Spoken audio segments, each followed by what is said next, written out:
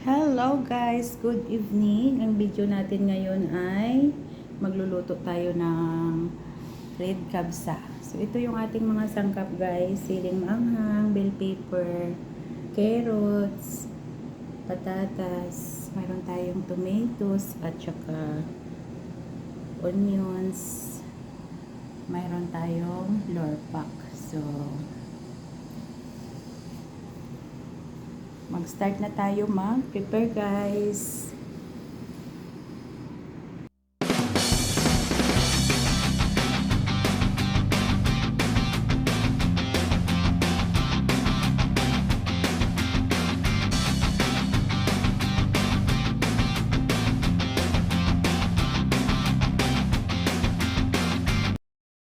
Hello guys, ayan mayroon tayong pinapakuluan ng kamatis.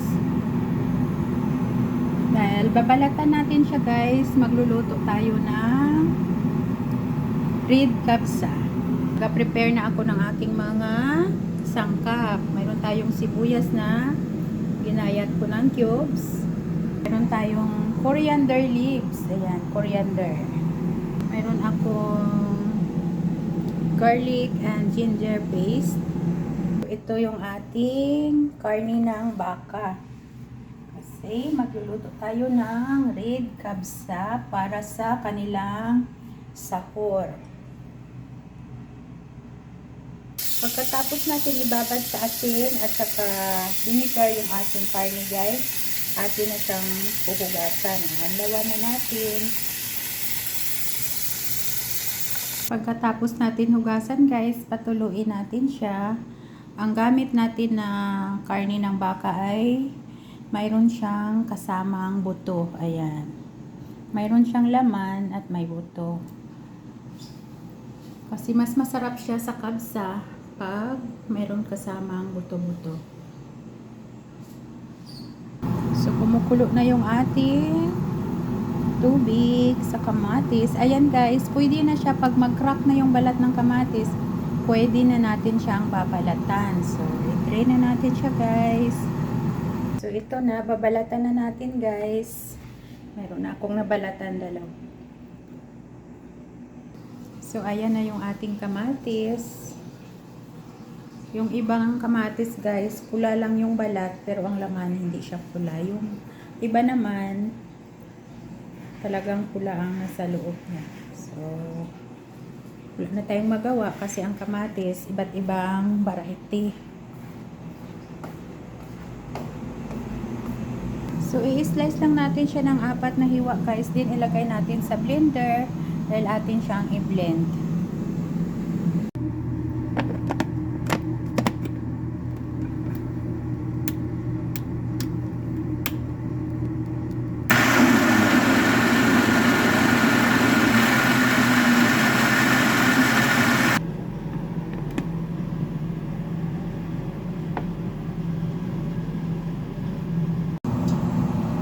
Kaldero, maglagay tayo ng oil.